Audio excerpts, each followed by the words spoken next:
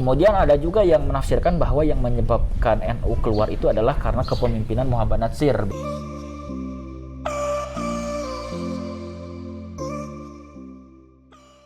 Assalamualaikum warahmatullahi wabarakatuh. Waalaikumsalam warahmatullahi wabarakatuh. Selamat datang kembali di channel Jejak Islam TV, di podcast Ngobras ya. Kali ini kita ngobrol bareng bersama Kang Naufal ya. Iya. Saya Rizky Lesus. Kita hari ini bakal berbincang tentang yang kemarin lagi rame sebetulnya terkait politik ya. Betul ya. Nah, Kang Naufal ini sekarang berarti aktivitas apa aja Kang? Oke, terima kasih Kang Lesus ya sudah berkenan memberikan saya ruang di sini begitu ya. Nah, langsung saja mungkin aktivitas saya sehari-hari mengajar begitu ya, mengajar anak-anak SMA, juga ada anak-anak mahasantri Mahad Ali Al Asma di Sumedang. Sisanya sih ikut kuliah begitu, ikut kuliah profesi setahun PPG Pajabatan di Sejarah ya? Unsil bidang studi sejarah gitu. Jadi ini kita bahas tentang sejarah dan kabarnya baru beres nulis buku juga ya? Alhamdulillah Kang, baru selesai menerbitkan buku terbaru dari Proyum Media. Judulnya apa jadi? Romantika Perjuangan Masyumi dan NU. Nah, gitu. ya ini mungkin nyambung dengan obrolan kita hari ini ya, terkait kemarin lagi ramai politik dan Masyumi NU ini dua partai besar ya. Iya. Nah, awalnya ceritanya gimana itu ada partai Masyumi NU dan bisa sampai mereka itu menjadi partai politik gimana sepertinya? Oke. Nah awalnya mungkin kita harus tarik dulu benang merahnya bahwa ketika kita ngobrolin Masyumi dan NU ini kita tidak bisa dipisahkan dari masuknya tren modernisme Islam ke Indonesia, bahwa pada awal abad ke-20 itu ceritanya umat Islam di Indonesia ini mengalami babak sejarah baru, Kang. Jadi waktu itu di Timur Tengah sedang hits tren modernisme Islam yang dicetuskan mungkin setidaknya oleh 3 tokoh, Kang, yaitu oleh Jamaluddin Al-Afghani, kemudian Muhammad Abduh dan Rashid Ridho begitu. Nah, kemudian paham tersebut muncul ke seluruh dunia Islam, termasuk ke Nusantara waktu itu yang dikuasai oleh Hindia Belanda begitu.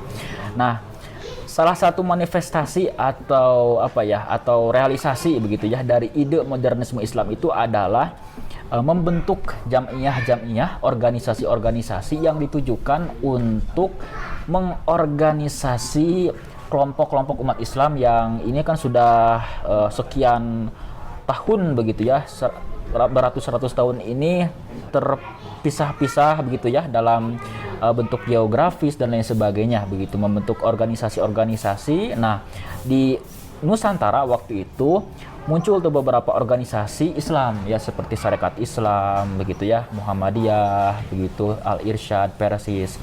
Nah, merespon ide modernisme Islam itu, nah ulama-ulama di Pulau Jawa khususnya mereka merasa bahwa apa yang dibawakan dari Timur Tengah ini, yang dibawa oleh agen-agen organisasi Islam seperti Muhammadiyah, Sarekat Islam, dan Al-Irsyad ini mengancam kedudukan para ulama begitu, karena bagi aktivis-aktivis organisasi Islam waktu itu tidak ada bentuk pengultusan kepada kelompok-kelompok tertentu begitu ya, sehingga semuanya itu dipandang ya egaliter, sama begitu ya, semuanya sama di hadapan Tuhan, di hadapan Allah Subhanahu wa taala begitu, tidak ada kaum ulama dan sebagainya begitu ya. Jadi waktu itu merespon tantangan modernisme Islam, ulama-ulama di Pulau Jawa ini bersepakat untuk mendirikan Jamiah Nahdlatul Ulama yang asal mulanya itu dibentuk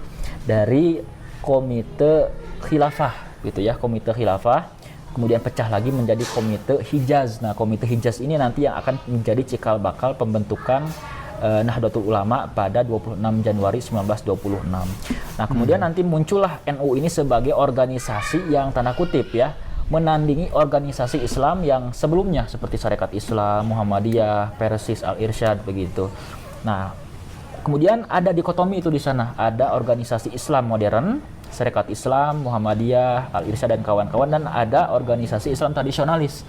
Nah, ini diwakili oleh NU begitu. Tapi akhirnya menjadi Masyumi gimana ceritanya? Nah, menjadi Masyumi ini adalah ketika awal mulanya mereka ini disatukan oleh satu kesadaran bahwa memang mereka ini melawan musuh yang sama, yaitu pemerintah Hindia Belanda gitu. Maka dibentuk Majelis Islam A'la Indonesia. Kemudian nanti ketika pemerintah Hindia Belanda ini minggat dari Indonesia, datang pemerintah militer Jepang. Nah, pemerintah militer Jepang memberikan support yang besar kepada umat Islam, maka dibentuk Majelis Syuro Muslimin Indonesia. Kemudian pemerintah Jepang ini minggat juga, jatuh, runtuh. Nah, kemudian masuk tuh awal kemerdekaan. Nah, di alam kemerdekaan ini umat Islam memikirkan bahwa mereka memerlukan kendaraan politik tuh, Kang. Nah, maka di Muktamar Umat Islam Indonesia yang dilaksanakan di Yogyakarta pada 7 sampai 8 November 1945, organisasi-organisasi Islam modern maupun tradisional ini bersepakat untuk melanjutkan ukhuwah Islamiyah dengan membentuk partai politik Islam Masyumi begitu ya. Tetapi Masyumi ini berbeda dengan Masyumi yang dibentuk pada pemerintah militer Jepang begitu kan. Nah, jadi di sana Masyumi ini dibentuk menjadi organisasi yang menaungi seluruh umat Islam yang waktu itu jumlahnya 60 juta pemeluk begitu ya. Dan ini diliput di Koran Kedaulatan Rakyat dari mulai tanggal 7 sampai tanggal 9 November 1945. Nah, kira-kira seperti itulah ya. Oh, iya. Jadi besarnya. Secara umum tadi ya, mereka akhirnya membentuk satu wadah. Ya. Nah, di wadah Masyumi ini tokoh-tokoh NU ini gimana perannya? Nah, tokoh-tokoh NU ini pada awalnya memang memegang peranan yang signifikan, Kang. Contoh ambil misalnya Hadratus Syekh Kiai Haji Hasyim Asy'ari begitu. Beliau ini dipercaya menjadi ketua umum Masyumi. Maksudnya ketua umum di sini itu adalah ketua Majelis Syuro begitu ya. Jabatan tertinggi berarti kan? Jabatan tertinggi ya begitu yang mewadahi ulama-ulama. Nah, sementara untuk yang bagian lainnya itu pimpinan harian itu dipegang oleh pengurus besar. Nah, itu diserahkan kepada Dr. Sukiman Wiryosanjoyo ya, bekas aktivis Partai Islam Indonesia begitu dan ketua ya Perhimpunan Indonesia di Belanda waktu itu. Nah, selain Hadratus Syekh Kiai Haji Hasyim Asy'ari, ada Kiai Haji Wahid Hasyim yang juga menjadi ketua muda di Majelis Syuro Masyumi. Kemudian ada juga Kiai Haji Muhammad Dahlan, ada Kiai Haji Fatur Rahman Kafrawi, dan ada Kiai Haji Wahab Hasbullah begitu. Ada Kiai Mashkur. Nah, mereka ini secara umum menduduki posisi atau jabatan yang strategis di kepengurusan pusat Masyumi begitu. Apalagi ini di daerah-daerah. Di daerah-daerah ini banyak sekali tokoh-tokoh NU yang menjadi pimpinan-pimpinan cabang Masyumi di tingkat kecamatan, desa begitu ya. Nah, salah satu mantan pimpinan Masyumi di daerah itu adalah Kiai Haji Saifuddin Zuhri begitu di Jawa Tengah gitu ya, di Karesidenan Kedu kalau tidak salah Jawa Tengah begitu. Kiai Haji Saifuddin Zuhri ini pernah memimpin cabang Masyumi di sana begitu. Jadi pada awalnya memang ini sangat berperan signifikan. Kemudian ada juga Kiai Haji Mashkur begitu ya. Beliau ini mengurusi ya, ditugaskan untuk mengurus laskar Islam Hizbullah dan Sabilillah. Nah, beliau ini yang memegang Sabilillah, sementara yang memegang Hizbullah ini adalah Kiai Haji Zainul Arifin. Jadi mereka ini pada awalnya tokoh-tokoh NU ini memegang peranan yang penting begitu di Masyumi gitu kan. Sampai tahun kapan? Karena kan kita tahu dalam sejarah pada akhirnya NU berpisah. Nah, gitu itu ya. Gimana ceritanya? Nah, kebersamaan NU itu sebagai organisasi gitu, sebagai anggota istimewanya Masyumi ini hanya bertahan 7 tahun saja, Kang. Nah, dari 1945 sampai 1952 begitu. Lantas kenapa sih berpisah begitu? Banyak penulis yang menafsirkan bahwa yang menyebabkan NU keluar dari Masyumi ini adalah karena tupoksi Majelis Syuro di dalam Masyumi ini mengalami perubahan. Yang awalnya itu adalah badan yang punya fungsi legislasi, berubah menjadi badan yang sekadar menjadi penasehat saja. Kemudian ada juga yang menafsirkan bahwa yang menyebabkan NU keluar itu adalah karena kepemimpinan Muhammad Natsir begitu ya. Nah, kita tahu bahwa beliau ini adalah seorang tokoh Islam modern dari Persis begitu. Nah, beberapa penulis seperti Remi Medinir, kemudian Daliar Nur ini menyimpulkan bahwa Natsir ini menjadi salah satu penyebab yang mendorong NU keluar dari Masyumi. Tetapi saya punya tafsiran lain, Kang, bahwa sebenarnya yang menjadi pangkal permasalahan NU keluar dari Masyumi ini adalah ketika otoritas kepemimpinan ulama ini diganggu oleh tokoh-tokoh Masyumi tanda kutip begitu ya. Nah, maksudnya gimana? Peran para ulama ketika perang kemerdekaan atau revolusi kemerdekaan ini sangat signifikan. Nah, salah satunya ini bisa dilihat ketika ulama-ulama ini berkumpul di Majelis Syuro kemudian memberikan fatwa begitu. Nah, salah satu fatwa yang paling monumental itu adalah fatwa mengenai perundingan Renville. Nah, setelah perundingan Renville, seorang ulama besar NU yaitu Kiai Haji Wahab Hasbullah ini juga pernah memberikan terobosan baru kepada pimpinan Masyumi waktu itu agar Masyumi ini tetap melaksanakan tugasnya untuk tetap di kabinet begitu ya, melaksanakan perundingan Renville sekalipun Masyumi ini memfatwakan bahwa Renville ini adalah perundingan yang diharamkan tanda kutip begitu ya. Nah, ketika revolusi kemerdekaan ini semuanya berjalan harmonis antara ulama di Majelis Syuro kemudian juga dengan pimpinan harian. Nah, tetapi ketika revolusi kemerdekaan ini sudah selesai, ya perang sudah tidak ada lagi begitu. Nah, ulama-ulama di Majelis Syuro, khususnya ulama-ulama NU merasa tidak lagi tanda kutip diistimewakan oleh para pimpinan Masyumi yang kebetulan waktu itu dipimpin oleh Muhammad Natsir begitu. Nah, merasa tidak diistimewakan lagi, merasa fungsinya sudah tidak ada lagi begitu ya. Nah, ini yang menyebabkan seorang tokoh NU, seorang ulama NU itu Kiai Haji Wahab Hasbullah, beliau mencetuskan ide supaya Masyumi ini keluar dari keanggotaan istimewa NU ya? Keanggotaan istimewa Masyumi begitu. Karena beliau ini sebagai ulama besar di NU dan menjadi ketua Majelis Syuro Masyumi ini merasa ya sudah tidak ada artinya lagi jabatan Majelis Syuro di Masyumi begitu. Jadi artinya ada otoritas yang diganggu waktu itu para ulama ya. Karena kalau kita misalnya ini kaitkan dengan motif kelahiran NU itu lahir kan sebagai respon begitu ya, respon terhadap gerakan Islam modern begitu. Nah, ketika di Masyumi ulama-ulama NU menyaksikan gejala yang kurang lebih sama begitu, bahwa ada semacam keserupaan antara dulu dan sekarang. Ya, maksudnya sekarang itu adalah ketika ulama-ulama NU ini bergabung di Masyumi, bahwa otoritas keulamaan itu sudah tidak lagi dipegang teguh lagi oleh para pimpinan Masyumi. Toh waktu itu memang kondisinya sudah berbeda dengan kondisi ketika perang kemerdekaan, dan kepemimpinan Natsir ini cenderung lebih teknokratis begitu ya, yang cenderung pengen memasukkan para pimpinan partai ini yang profesional begitu ya, yang tidak terlalu gembul juga kepengurusannya. Karena kalau misalnya kita lihat susunan kepengurusan awal Masyumi dengan dalam perkembangannya itu berbeda sekali. Kalau awal perkembangannya itu memang sangat sangat banyak sekali gitu, jadi besar sekali.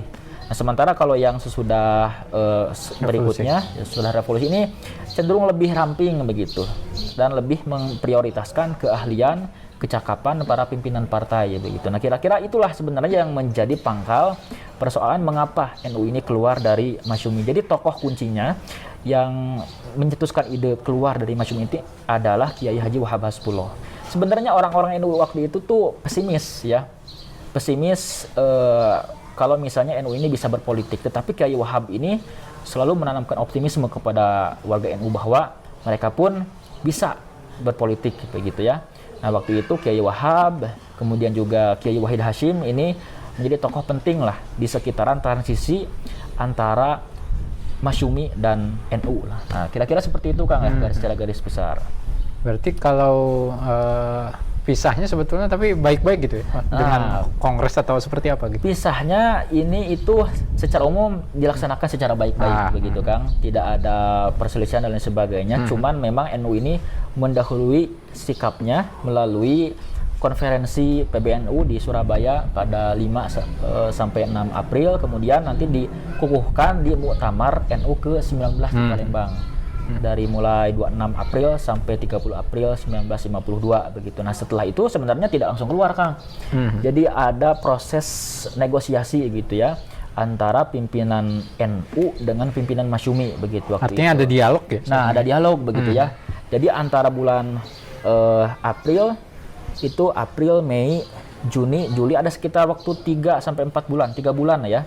3 bulan proses pemisahan NU dengan Masyumi, dan NU resmi keluar itu pada 31 Juli 1952 dan resmi menjadi partainya itu pada 17 September 1950. Jadi ada jeda waktu yang cukup panjang begitu.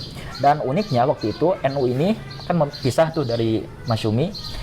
Mereka ini cuman punya anggota fraksi itu cuma 8 orang, tetapi nanti kita akan melihat perubahan yang besar ketika NU ini menjadi pemenang dalam pemilu 1955 yang asalnya 8 orang menjadi 45 orang. Nah, jadi kira-kira seperti itu, Kang. Kalau setelah pisah hubungan NU Masyumi gimana? Nah, setelah pisah ini hubungan itu awal-awalnya terbilang harmonis, Kang. Karena memang pimpinan Masyumi dan NU ini sebenarnya kan mereka ini seperjuangan dahulu. Misalnya antara Muhammad Natsir dengan Kiai Haji Wahid Hasyim, mereka ini akrab sekali begitu ya. Mereka dikenal sebagai pemimpin muda Islam pada era pendudukan Jepang, dan uniknya bahwa yang mengusulkan Muhammad Natsir menjadi ketua umum Masyumi itu adalah tokoh NU ya, yaitu Kiai Haji Wahid Hasyim ya, putra dari Hadratus Syekh Kiai Haji Hasyim Asy'ari. Dan uniknya Natsir ini pertama kali direkomendasikan itu ya sama Kiai Wahid Hasyim begitu ya, dan mengajak supaya pimpinan-pimpinan Masyumi waktu itu ya, yuk sepakat gitu ya, kita pilih Muhammad Natsir. Dan uniknya ketika Natsir menjadi Perdana Menteri, beliau juga meminta bantuan kepada Kiai Haji Wahid Hasyim untuk membentuk kabinet begitu ya. Jadi Pak Natsir waktu itu menjadi Perdana Menteri meminta bantuan kepada Kiai Haji Wahid Hasyim dan Syafruddin Prawiranegara untuk merumuskan siapa saja yang pantas masuk ke kabinet. Jadi sebenarnya hubungan awal-awalnya bagus, tetapi seiring waktu karena memang politik ini sangat kepentingan begitu ya. Ya kadang-kadang suka ada sih gesekan-gesekan begitu ya, propaganda-propaganda dari tokoh-tokoh Masyumi maupun tokoh-tokoh NU biasanya. Apalagi menghadapi pemilu itu banyak ya propaganda-propaganda dari akar rumput sebenarnya yang saling serang antara Masyumi dan NU begitu ya. Jadi kira-kira seperti itu, Kang. Jadi secara umum sih baik-baik saja. Keduanya mampu bekerja sama dengan baik. Contohnya di konstituante, baik Masyumi maupun NU ini, keduanya kompak, seia sekata memperjuangkan Islam sebagai dasar negara. Walaupun pada akhirnya mereka ini berpisah tuh di persimpangan jalan. Gitu. NU kan lebih mampu membaca arah keinginan Soekarno, sementara Masyumi ini sangat idealis. Beda ini ya, istihad politik ya? Beda istihad politiknya begitu ya. Kalau NU ini lebih akomodatif, sementara Masyumi ini memang agak terlihat kaku gitu ya waktu itu, sehingga keduanya beda nasib. Kalau Masyumi kan dibubarkan, dimatikan gitu ya, bubar, sementara NU ini kan tetap eksis sampai era demokrasi terpimpin. Nah, kira-kira seperti Jadi itu. Secara umum sebetulnya setelah mereka berpisah pun tadi ya, mereka mengajukan Islam sebagai dasar negara di konstituante bersama melawan komunisme gitu betul. ya. Kemudian juga ketika menang pemilu 1955, mereka juga kan membentuk kabinet tuh ya bertiga, PNI, Masyumi dan NU itu sebagai tiga besar begitu ya. Nah, Masyumi dan NU sebagai juara 2, juara 3 itu mereka ini kompak ya menolak PKI masuk ke dalam kabinet. Makanya waktu itu yang menjadi formatur kabinet, Mr. Ali Sastro Amijoyo, merasa takut kehilangan dukungan dari Masyumi dan NU gitu. Kalau misalnya dia memaksakan PKI untuk tetap masuk. Jadi mereka ini sebenarnya kompak-kompak aja gitu ya. Cuma di akar rumput kadang sudah susah dikondisikan begitu, Kang. Siap. Ya, makasih Kang Noval ya. Oke, sama-sama, di podcast Kang. kita sekarang tadi ya, kita setelah mendengar cerita, mudah-mudahan nanti bisa berbagi lagi lebih dalam Amin, gitu ya. Sama-sama, terima kasih. Kang. Assalamualaikum warahmatullahi wabarakatuh.